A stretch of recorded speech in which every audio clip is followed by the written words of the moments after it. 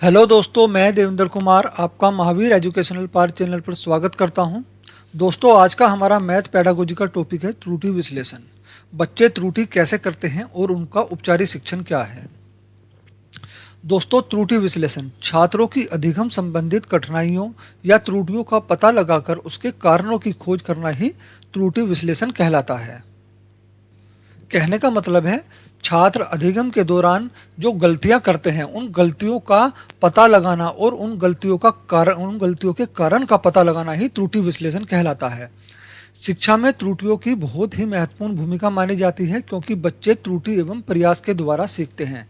दोस्तों, त्रुटि एवं प्रयास इसका नियम या इसका सिद्धांत किसने दिया था? तो इसका सिद्धांत दिया था थॉर्नडाइक ने। बच्चे त्रुटि कर रहे हैं और लगातार त्रुटि कर रहे हैं तो इसका मतलब है बच्चे प्रयास भी कर रहे हैं सीखने के लिए। ठीक है ना, बच्चों से बेशक गलतियां हो रही हैं लेकिन बच्चे फिर भी प्रयास कर रहे हैं। तो बच्चे कैसे सीखते हैं दोस्तों? त्रुटि एवं प्रयास के द्वारा। धीरे धीरे वे अपनी त्रुटि को दूर कर लेते हैं अपने प्रयास के द्वारा।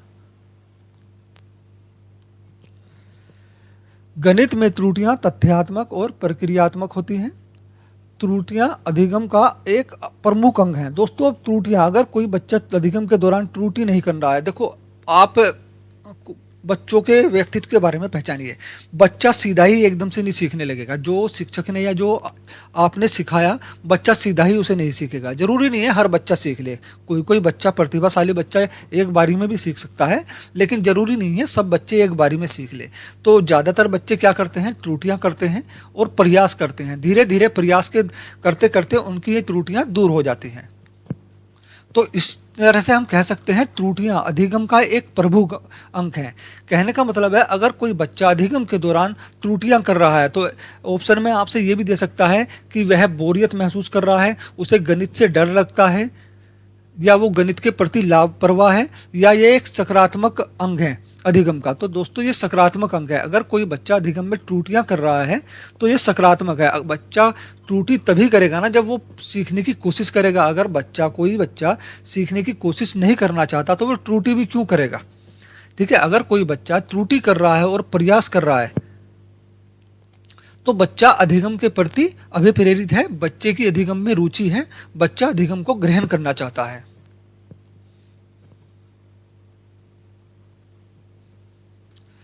दशमलव त्रुटि तथा उनका उपचारिक शिक्षण। बालकों को प्राय बाएं से दाएं लिखने की आदत होती है। तो दोस्तों, वह क्या करते हैं? दशमलव संख्या को कहने इस तरह से लिख सकते हैं। मैं एक बार बता देता हूं। जैसे बच्चों से कहा जाए कि 57 प्लस 1.273 प्लस 193.95, इनको जोड़िए। तो बच्चा किस तरह से जोड़ता है इनको? कहाँ गलती करता है?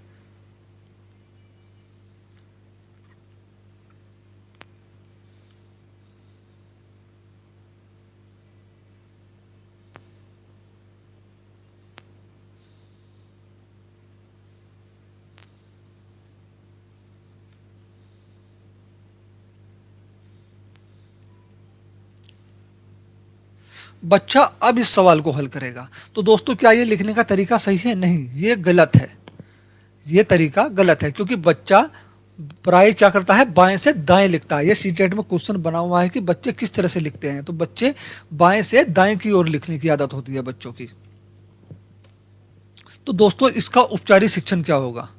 ठीक है, अब इसका उपचारिक शिक्षण, बच्चा दशमलव के जोड़ में ये गलतियां करता है या दशमलव संख्या के जोड़ में इस तरह की गलती त्रुटि करता है, तो उसका उपचारिक शिक्षण किस तरह से करेंगे?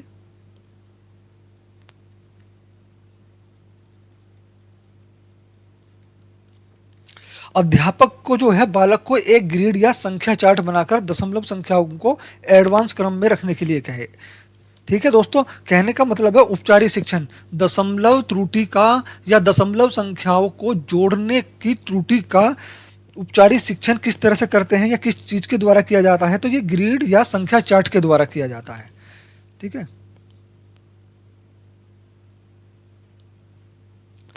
बालक को एक ग्रिड या फिर संख्या चार्ट भी बोलते हैं। संख्या चार्ट बनाकर दशमलव संख्याओं को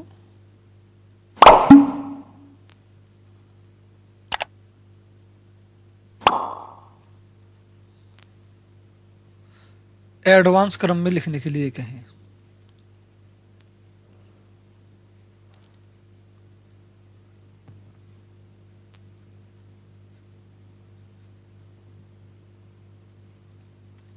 अब दोस्तों ग्रिड या संख्या चार्ट होता क्या है?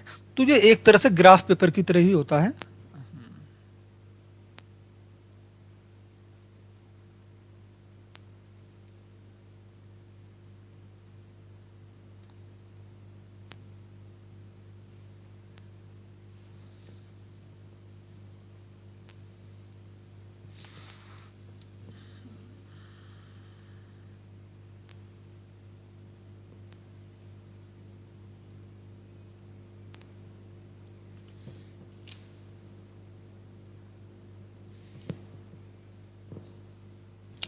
दोस्तों इस पर सेटिंग नहीं बैठ रही है, अगला पेज ले लेते हैं।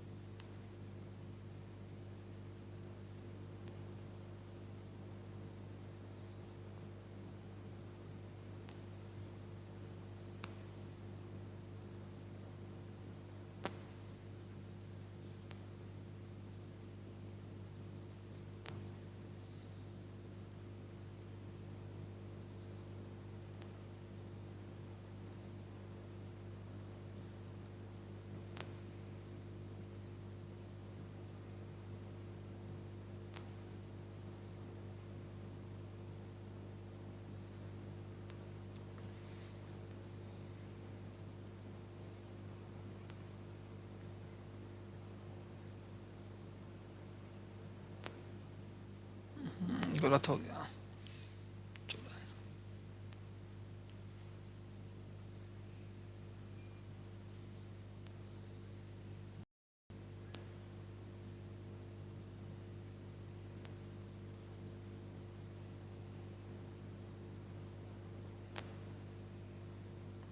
दोस्तों कुछ इस तरह से होता है ग्राफ पे ग्रिड या संख्या चार्ट। तो इसमें क्या करना है, बच्चों को कहना है कि आपको दशमलव के नीचे दशमलव लिखना है।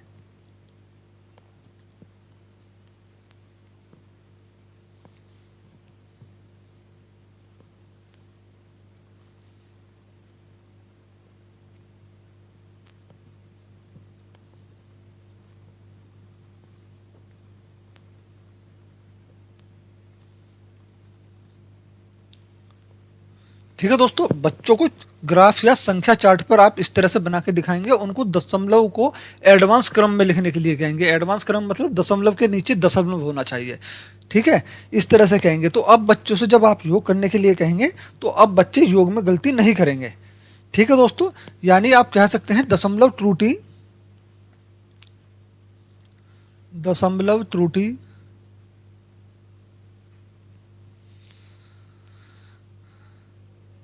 या दशमलव योग वाले, दशमलव के योग जोड़ यानी जोड़ योग वाले सभी प्रश्नों का उपचारी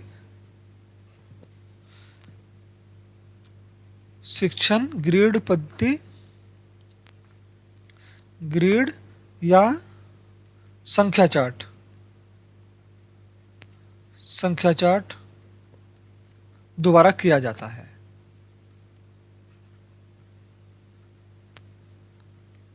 अगर कोई बच्चा दशमलव के योग में गलतियां कर रहा है या फिर दशमलव से संबंधित किसी भी प्रकार की त्रुटि कर रहा है तो उसका औपचारिक शिक्षण किसके द्वारा होगा? ग्रिड या संख्या चार्ट के। ठीक है दोस्तों। अगला है दोस्तों उपचारिक शिक्षण। अध्यापक बालक को एक ग्रिड या संख्या चार्ट बनाकर दशमलव संख्याओं को एडवांस क्रम में रखने के लिए कहेंगे। ठीक है। दशमलव त्रुटि वाले सभी प्रश्नों का उपचारिक शिक्षण ग्रिड या संख्या चार्ट बनाकर तैयार किया जाता है या उनका उपचारिक शिक्षण ग्रिड या संख्या चार्ट के द्वारा किया जाता है। अब दोस्तों स्थानीय मान संबंधित त्रुटि।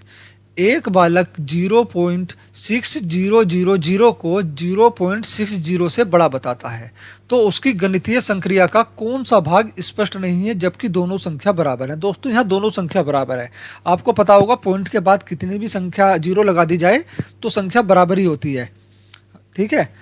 अगर हाँ यहाँ कुछ और होता, यहाँ होता 6895, ठीक है, तो ये संख्या छोटी होती, यानी दशमलव के बाद जितनी बड़ी संख्या होगी वो उतनी ही छोटी संख्या कहलाएगी। ठीक है दोस्तों। यानी ये संख्या छोटी होगी और ये संख्या बड़ी होगी। लेकिन यहाँ दशमलव 6 के बाद 000 है और यहाँ भी दशमलव 6 के बाद 1 0 है। अब 1 0 हो या 10 0 हो, संख्या बराबर कहलाई जाएगी। ठीक है। ये और ये संख्या बराबर कहलाई जाएगी। तो दोस्तों उपचारिक शिक्षण में क्या है? जीरो के स्थानीय मान। जीरो के स्थानीय मान की संक्रिया स्पष्ट नहीं है या स्थानीय मान की अवधारणा बच्चे को ज्ञात नहीं है। जीरो के स्थानीय मान या जीरो की अवधारणा से संबंधित बच्चे की संक्रिया स्पष्ट नहीं है तो इसका उपचारिक शिक्षण किसके द्वारा किया जाएगा दोस्तों? संख्या चार्ट या ग्रिड पत्ती में रखकर जीरो का स्थानीय मान की अवधारणा को समझाया जाएगा। ठीक है। इसको भी कैसे किया जाएगा? ग्रिड चार्ट के द्वारा ही समझाया जाएगा। जैसे ग्रिड चार्ट बनाने के बाद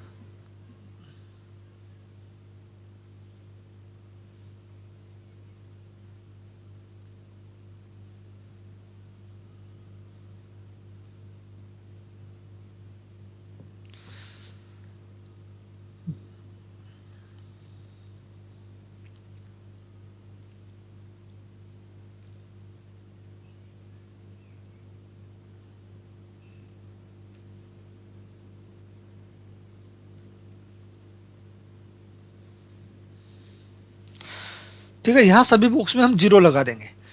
बच्चे को इससे पता चलेगा पॉइंट के बाद कितनी भी जीरो लगा दें संख्या के बाद, उससे उसको कोई फर्क नहीं पड़ता, संख्या जो कि तू रहती है। ठीक है। तो यहाँ पर दोनों संख्या ही बराबर हैं। लेकिन दोस्तों मैंने अभी बताया जैसे जीरो के बाद यहाँ 6985 होता और यहाँ 06 या 60 होता तो इन दोनों संख्या में कौन सी बड़ी संख्या होगी आपको पता है? बड़ी संख्या कहलाई जाएगी जब पॉइंट के बाद किसी भी अंक, मतलब जिसमें ज़्यादा अंक होंगे वो सबसे छोटी संख्या कहलाई जाएगी और जिसमें कम अंक होंगे वो सबसे बड़ी संख्या कहलाई जाएगी। तो यहाँ पे इन दोनों में कौन सी संख्या बड़ी है कौन सी छोटी है? यहाँ पर ये 0.6985 वाली संख्या क्या है? छोटी है। जबकि 0.60 वाली संख्या कौन सी है? बड़ी संख्या है। ठीक है दोस्तों। अगला है योग में त्रुटि या योग में गलती। एक बालक साधारण योग के प्रश्न को इस प्रकार हल करता है। देख लो एक बार किस तरह से। जैसे बालक को हमने एक साधारण योग का प्रश्न दिया तो बालक क्या करेगा? 73 + 29 हमारा ये प्रश्न है। ठीक है ना, ये हमारा क्वेश्चन है, बच्चे को दिया गया। आप बच्चे से कहेंगे इसको हल करो तो बच्चा क्या करेगा? 9 और 3 12, 7 और 2 9, इस तरह लिख देगा। ठीक है ना। यहाँ गलती कर दी ना उसने, हासिल का बच्चे को ज्ञान नहीं है अभी कि हासिल भी लेना पड़ता है या हासिल भी लगाना पड़ता है अगली संख्या में। ठीक है। इसका औपचारिक शिक्षण कैसे किया जाएगा? अभेगस या गिनतारा के द्वारा योग की अवधारणा को समझाया जाएगा, उसको स्पष्ट किया जाएगा। साधारण योग में अभेगस या गिनतारा का उपयोग होता है। अभेगस के प्रत्येक कॉलम या पंक्ति में 9 गोलियां होती हैं। ठीक है दोस्तों, ध्यान रखना, अभेगस की प्रत्येक पंक्ति में कितनी गोलियां होती हैं? 9 गोलियां होती हैं। तो योग में त्रुटि, अगर कोई बच्चा दोस्तों योग में त्रुटि या गलती कर रहा है, ठीक है, तो उसका औपचारिक शिक्षण किसके द्वारा किया जाएगा? अभेगस या गिनतारा के द्वारा। ठीक है दोस्तों, अबेकस या गिनतारा के द्वारा योग की अवधारणा को स्पष्ट करेगा एक शिक्षक, जिससे बच्चा आगे योग में त्रुटि ना करे। तो अबेकस होता क्या है बच्चों, एक बार देख लो अबेकस होता क्या है। दोस्तों अगर आपको सीटेट के फ्री नोट्स चाहिए तो आप मेरे व्हाट्सएप नंबर 8077088259 पर मैसेज कर सकते हैं।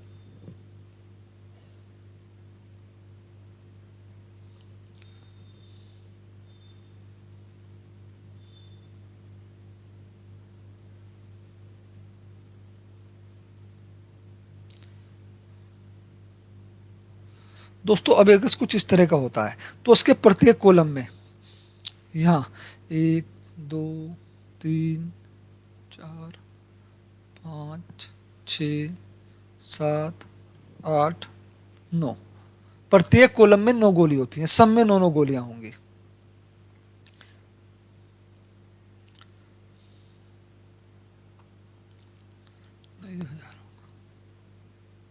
हजार, सैकड़ा, दहाई, इकाई। ठीक है दोस्तों, यहां से बच्चों को सिखाएंगे, यहाँ की लाइन इकाई होगी, यहाँ की दहाई होगी, यहाँ की सैकड़ा होगी, यहाँ की हजार होगी। ठीक है, सभी उसमें कितनी होगी, प्रत्येक कॉलम में 9 गोलियां होंगी।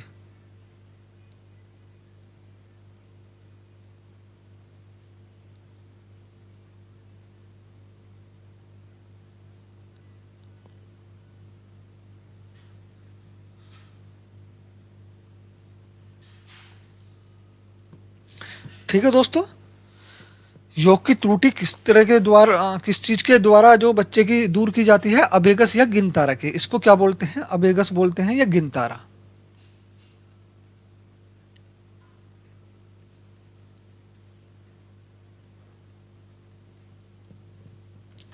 दोस्तों अबेगस का प्रयोग ध्यान रखना लिखने में नहीं किया जाता, बच्चे को सिर्फ समझाने के लिए किया जाता है। ये एक तरह का मॉडल होता है, टीएलएम होता है।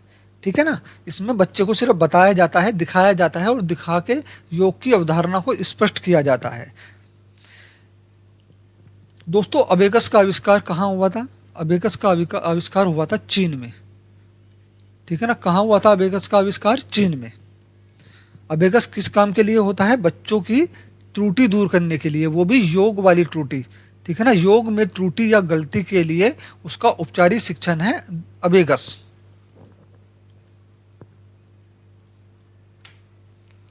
जियो बोर्ड, दोस्तों जियो बोर्ड, इसके माध्यम से बच्चे को बेसिक ज्योमेट्री का ज्ञान दिया जाता है। इसमें सिर्फ 2D, ध्यान रखना 2D शेप का ज्ञान दिया जाता है, 3D शेप का ज्ञान नहीं दिया जाता। जियो बोर्ड, दोस्तों जियो बोर्ड होता क्या है, ध्यान रखना जियो बोर्ड का भी जो आविष्कार है वो चीन में ही हुआ था। कहाँ हुआ था, चीन में हुआ था। इसका भी आविष्कार चीन में हुआ था। इसका प्रयोग ज्यामिति के लिए किया जाता है। और दोस्तों ये किस चीज का, लकड़ी का बना होता है, ध्यान रखना लकड़ी का बना होता है।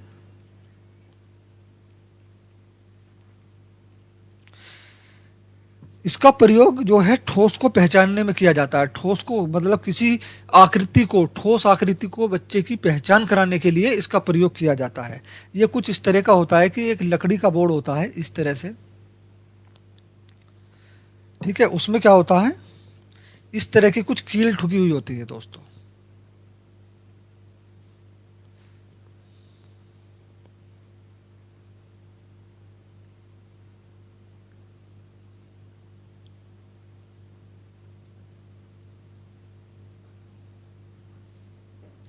तो दोस्तों इसमें कील ठुकी होती है, इसमें क्या करते हैं, रबड़ के छल्ले बांध देते हैं। जैसे एक छल्ला लिया, यहाँ लाए, यहाँ लाए, यहाँ लाए और यहाँ लाकर वापस छोड़ दिया। तो इससे क्या पता चला बच्चे को, त्रिभुज की आकृति, ठोस त्रिभुज की आकृति का पता चला। फिर क्या करते हैं, अगर किसी को आयत की आकृति बनानी है तो रबड़ का छल्ला यहाँ से लेकर यहाँ तक लिया, यहाँ लिया, इन सभी कीलों को उसके अंदर ले लिया, रबड़ के छल्ले के अंदर। तो इससे क्या हुआ, रेक्टेंगल का पता चला बच्चे को। ठीक है दोस्तों, जियो बोर्ड का जो प्रयोग किया जाता है वो ज्यामिति की 2D आकृति को पहचानने में किया जाता है, ठोस चीज को पहचानने के लिए किया जाता है। 10 ग्राम, इससे ज्योमेट्री शेप्स की जानकारी दी जाती है चित्र के माध्यम से। दोस्तों 10 ग्राम का आविष्कार कहाँ हुआ, 10 ग्राम का भी आविष्कार चीन में हुआ। 10 ग्राम दोस्तों ध्यान रखना सबसे पुरानी पहेली है। ये एक तरह की पहेली हुआ करती थी। 10 ग्राम क्या होता था?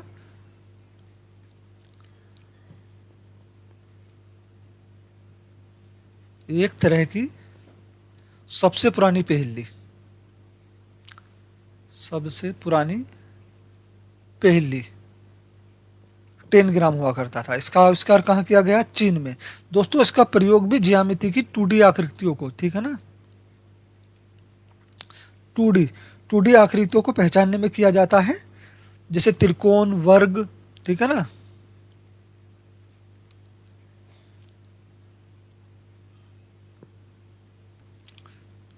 या समांतर चतुर्भुज।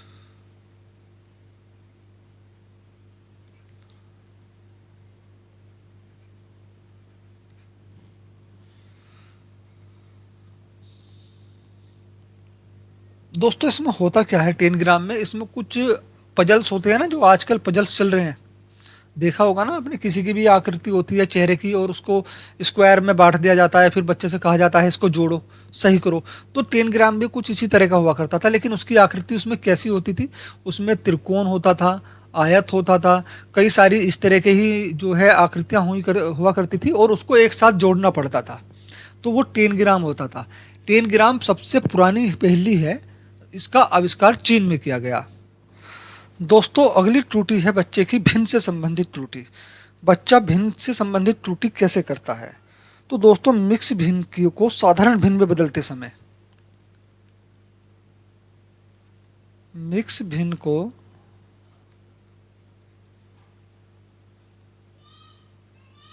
साधारण भिन्न में बदलते समय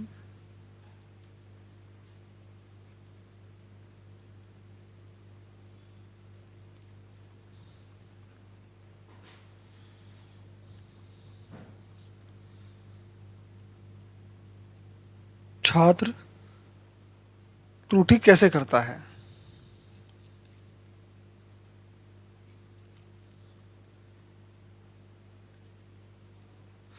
दोस्तों आपने उसको सवाल दिया इसको हल करने के लिए, इसको साधारण भिन्न में बदलने के लिए। ये कौन क्या है आपका? ये है मिक्स भिन्न, ठीक है ना। इसको आपने कहा इस भिन्न को साधारण भिन्न में बदलिए, तो बच्चा क्या करेगा? इसका 6/2 लिख देगा, ठीक है। जबकि होना क्या था? 2 5 जा 10 प्लस 1 11, 11/2 होना था। यहाँ बच्चे ने क्या काम करा? 5 और 1 6 को जोड़ दिया, 5 और 1 को जोड़ दिया, 6 और 6/2 कर दिया, ठीक है ना। तो मिक्स भिन्न से साधारण भिन्न में बदलते समय बच्चा ये वाली त्रुटि करता है। तो दोस्तों इस त्रुटि को दूर किस तरह से किया जाता है? दोस्तों इस त्रुटि को वृत्तीय किट की सहायता से दूर किया जाता है।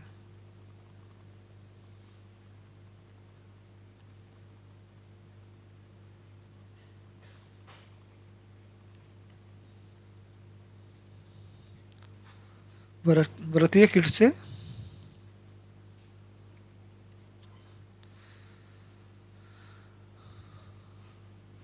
इस त्रुटि को या इस त्रुटि का उपचार किया जाएगा।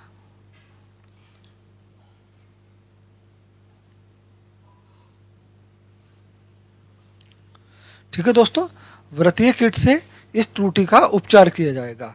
बच्चों को वृत्तीय किट दृश्य रूप से परिभाषित की जाएगी। दृश्य रूप से परिभाषित करेगा एक शिक्षक बच्चे के सामने वृत्तीय किट से, जिससे बच्चे की मिक्स भिन्न से संबंधित अवधारणा जो है स्पष्ट हो जाएगी। दोस्तों वीडियो अगर अच्छी लगी हो तो प्लीज़ वीडियो को लाइक करें, शेयर करें, साथ में चैनल को सब्सक्राइब करें, बेल आइकन प्रेस कर लें ताकि हमारी आने वाली सभी वीडियो के नोटिफिकेशन आपको मिलते रहें। दोस्तों वीडियो देखने के लिए धन्यवाद।